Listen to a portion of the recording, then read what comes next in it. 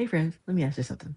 Have you ever been in a loving home and you are loving the best way you know how, showing up, helping, trying, being a good steward around the house, but you still feel unseen? Not unloved, just missed, like not understood. If you ever felt that way in your marriage, your parenting style, or even just in your home, this episode is for you. Today, we're starting our May series with the five love languages. And this is first episode of the month. We're going to be talking about why love can be present but still feel unseen, missing. I'm going to go over three pearls that can help you understand what may be missing and why that connection feels off, even when there's plenty of love there. One simple thing can shift and change the atmosphere of your home. Hi, friends. Welcome back to another Pearls of Wisdom podcast. This is your host, Ebony Sade, and we're going to be exploring faith, family, and structure. We can build stronger homes with peace, wisdom, and intention. Let's start with the first pearl. Pearl one: love can be present, not felt. So, one of the most eye opening things about this book is that you can have so much love in the home, but it still does not feel felt or seen or just it's miscommunicated. You can be doing the right things, you can be showing up, you can always be there, be present, but the other person just feels unseen or misunderstood. And at home, this shows up quietly. You can be doing what you think is loving, like um, doing, chores around the house. You always try to be supportive, different things, but it's not landing the way you expected. Over time, it creates distance, frustration, misunderstanding, especially in marriages. And of course, with our children, if you're not understanding them, they'll distance themselves from us as parents.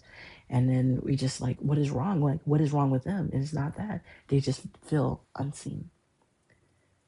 And it's not, like I said, it's not because as parents we're missing the love or as marriage, it's just something is missing, which could lead to problems later on. But it's because of how it's expressed. It starts with a simple shift in awareness. Ask yourself, how do I naturally show love? Not what you're intended to, but how do you naturally show love? Like for me, I love cooking for my family, or I just love just spending time with them. That's how I naturally love to show my affection for my family. But sometimes how you naturally show your love is not how the person sees it. This is the awareness of the first step to alignment. Pearl 2. Well, we all receive love differently. Gary Chapman teaches people they receive love in different ways through words or affirmation, time, spending quality time together, acts of service. Wife might be, or husband, like, may not like going to get the car wash or putting gas in the car, but you enjoy that. That's an act of service. If you helping out around the house, clean the house, that other person can do the same too. The next one is touch, physical touch. If you love to just hug them or kiss on them or whatever, that's touch feelings. And gifts, shopping for somebody, giving them when your children make their little drawings and they give it to you. Those are all gifts that they do. However, in those different ways of love, when those don't match with how that person receives love, then it gets misunderstood. Love gets lost in translation.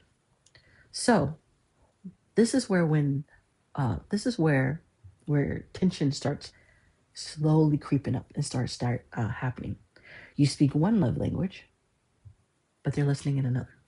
Like for example, my husband is he loves very loving person, but he needs physical touch.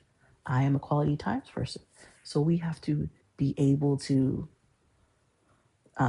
If I don't show my appreciation by hugging on him, or just you know just giving him holding my hand or something, he's gonna feel like I am mad at him, which is not true.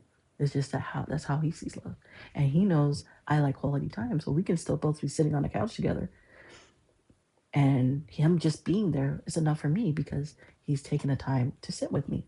And sometimes we talk, sometimes where I'm reading and he's scrolling or doing his art, but still he's sitting there and taking time with me. The same thing with children. We can be speaking one language, but how they see it or perceive it is another. And sometimes that's how kids feel unloved or feel misunderstood. Both people are feeling something, but sometimes it's not, it's miscommunicated. This happens all the time in marriages and with our children. It can even happen in the dating rhythms of family where everyone is moving and serving and doing what they need to survive or thrive, but it's not connecting because each person is very different. What can we do? What is the steward system or patterns that we can do as parents and as for our marriages? Start seeing patterns. When do they seem most connected? When do they start really reacting with you? When does they seem distant? When does it seem what did you do to make them feel seen? You're not trying to fix this. You're trying to observe so that you can understand you're the person you're with in a relationship or your children. Because every relationship takes work. It's not automatically just set it and forget it. No, each relationship takes work. It's something you have to study, like a test, every day. Every day. Don't let life get to the better of you and then you push your family away. You don't. You have to study them, your children, every day, your husband or your wife, every day. Because as time goes on, people change. What kids used to like as babies, they will not like as toddlers, and as toddlers, as little people, and as little people to teeny poppers, and teeny poppers to teenagers. They're going to be changing, changing. And with those changes, we have to be able to keep connecting with them, being there, helping them grow, especially children. We have to help them grow so that they can work through those emotions. Because whether they're babies to 10 years old or older, they're going to have to work through their emotions and need help coping with them. So as parents, as leaders in the family, we it's our responsibility to not only show them how to love and how to be in a relationship, but also show them that they're seen and how to with your spouse or with family, you show them how to connect with another person and how it takes work. It is we're in an age where it is a quick fix, or if it's not easy, it's not worth it. But good relationships take time, they take work, and they take understanding. Okay, if this is already helping you to think differently and to be aware of what's going on in your home, take a moment to like and subscribe. This really helps out our channel to keep growing, and so that we can grow together as one big community, one big family. Okay? Study your own family and what their love language is. Put that in a comment. Like I said, I'm quality time, my husband's physical touch. My youngest is now physical touch. She's very much so. So we always make her, we always give her hugs and stuff like that. My oldest, she's like me.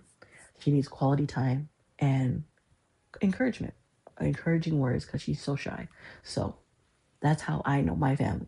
We had to study, especially our children, because at first, when they're little babies, you this is all about touch, touch, touch. But as time goes on, we realize it's not the same for my oldest. She's like, no, go away, don't touch me. But it's also about quality time. So being able to just be there while she's doing her art and stuff like that helped her grow. She has blossomed so much because we took the time to just take the time to get to know her now that she's older. Okay? So now let's move on to our third pearl. Connection requires intention. That's what I'm talking about. When you're building a relationship, I had to tell my kids, it's like a plant that you grow. You don't just stick it in the ground and walk away. You have to water it. You have to trim it. If you want it to grow bigger, you have to give it fertilizer. You have to do different things for your plant to grow better, to grow the best it can be. Same way with relationships, with connection. It has to be intentional. It doesn't happen automatically.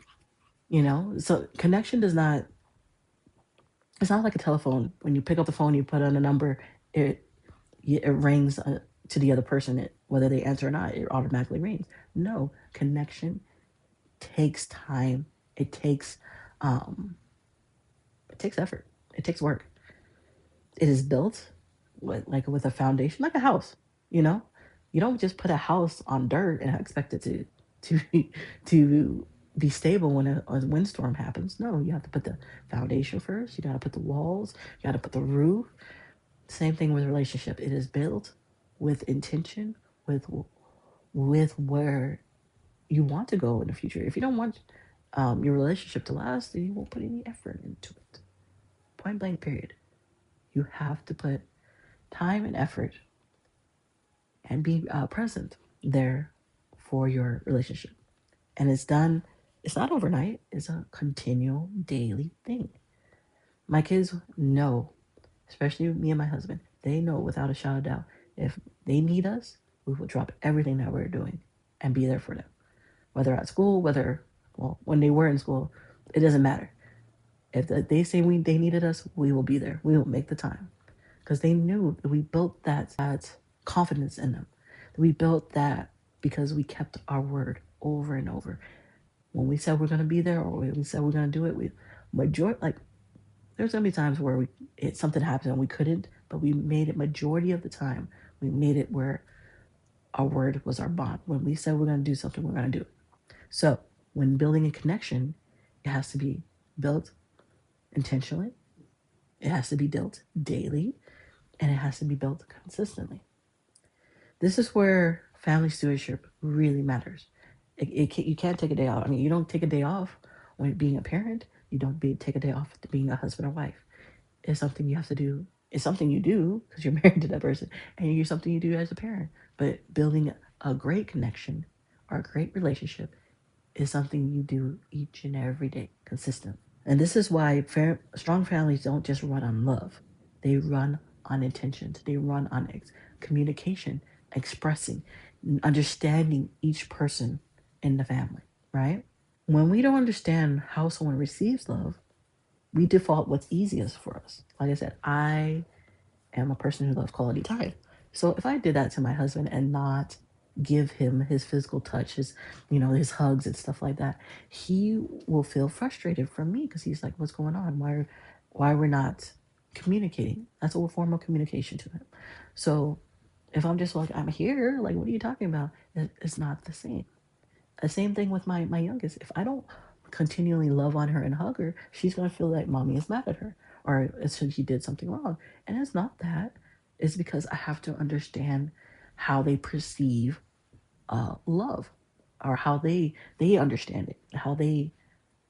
I have to understand how to see them through love, right? So like in the military, I had a couple of airmen who just got married, and they're like, they would get in arguments with their spouse, and they're like, "I don't get it." And I had to sit down and I'll be like, "Okay, look, y'all are both newlyweds. Y'all just got past the honeymoon stage. This is the time where you need to start learning about each other." What usually happens when in a relationship, especially in the first year or two, we default back to what is easy for us. So we go back to what we know or what we used to seeing with our family. So like I said, I enjoy quality time. So give myself as an example. If I expect everybody in my household to enjoy quality time, my husband and my youngest are gonna be like, "Yes, that's nice, but that's not. I don't feel seen because that's not their love language. They enjoy being hugged, and they enjoy being touching. So for my youngest, she asks for cuddles and stuff like that because she enjoys that. And as a mother, I don't mind doing that for her because she is my daughter. For my husband, if I don't give him hugs and stuff, he's gonna feel something's wrong, right? It's because that's how they feel like, for me to tell them I love you. I love you as your spouse, as your mother. I love you and I see you each and every day. For my oldest, like I said, she don't particularly care to be hugged and stuff, but I still give her that just so that she understands mommy loves her. But along with that, I encourage her, tell her she's so beautiful each and every day. She knows who she is in Christ because I spoke over that on her life since she was a little girl. And now she gets that. And every once in a while she gets discouraged, especially at school. And I have to remind her, you have a beautiful mind. You had a mind made from Christ. And that starts to encourage her. She's like, "Oh yeah, I can do this. Yeah, it was challenging, but I can still do it because I have the mind of Christ." So stuff like that, we have to understand that whoever is in our lives to help bring them up. Strong families are not run on default. They run in intention. Like I said, when you understand your family, like me and my husband have been married 16, going on 17 years. That it was not easy, especially in the military. So we learned early what our love language is. We learned to communicate, and we learned to not just communicate, but over communicate whatever was going on.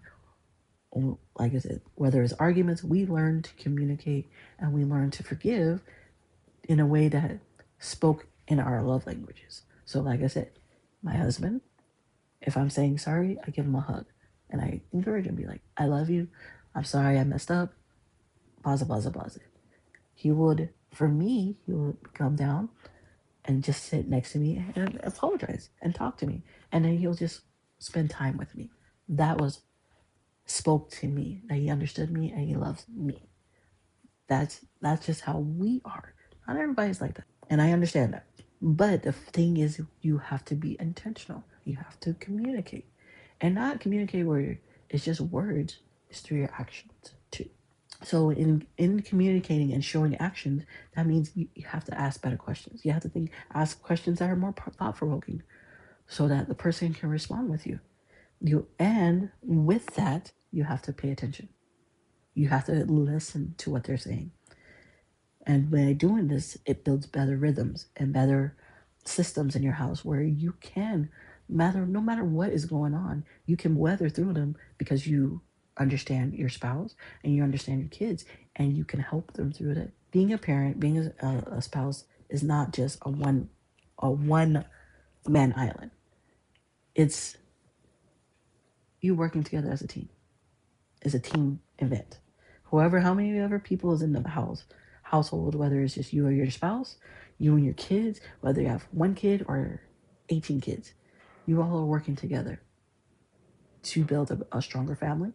And by building a stronger family, you're building something together, right? So, what is a one simple question this week you can ask? What make you feel most loved? How do you, whether it's your kids, like how does mommy show love to you that you hear? Or what is the best moment that mommy have shown love to you? With your spouse, be like, hey babe, or my husband's Aaron. So Aaron, babe, what is a when you feel the love the most? When is that? Describe that for me so I can understand. That one question can open a conversation that shifts everything. That, like I said, it may shift everything, but you gotta listen and you have to understand what they're saying. And honestly, this is more true than just family life. It could be with your parents, with my mom and dad. Even though I don't live with them no more, I still know what I can do to show my mom that I love her. She's a person who enjoys acts of kindness. So since we live in the same town, I can go over and be like, Mom, are you hungry? Let me buy you some breakfast.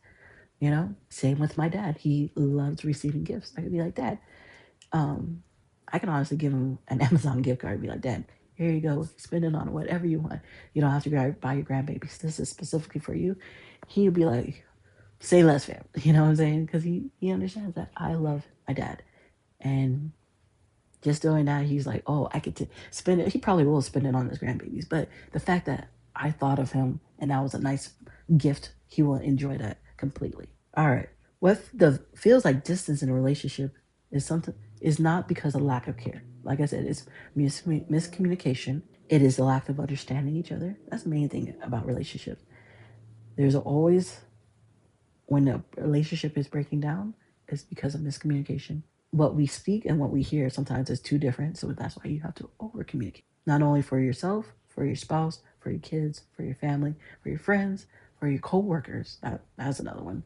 You don't spend that much time with them, but if you don't communicate well enough, it can cause a lot of miscommunications, cause a lot of headache later on. So that's why you have to be able to articulate what you mean, and you have to understand that other person. You have to spend time with. In our homes, simple rational systems like asking better questions, creating better rhythms, can bring peace, more peace in our household than what we expect.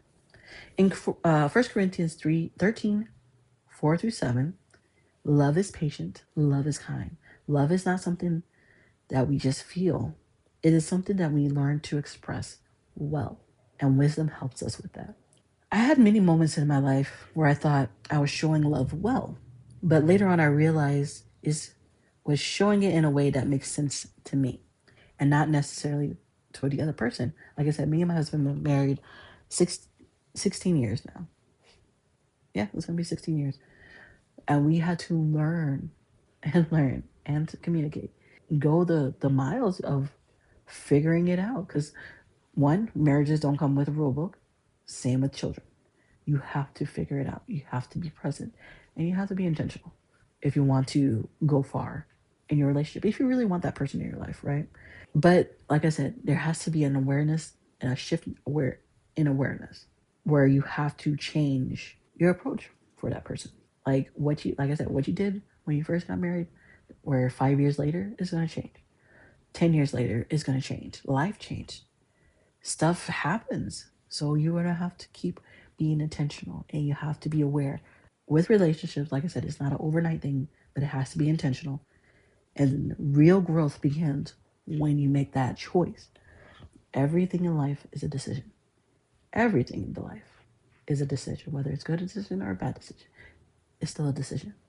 So, like I said, whether you choose to be with somebody for the rest of their life, you have to choose. I am going to learn as much about this person each and every day, because, like I said, life is always going to be changing, and so do we as humans.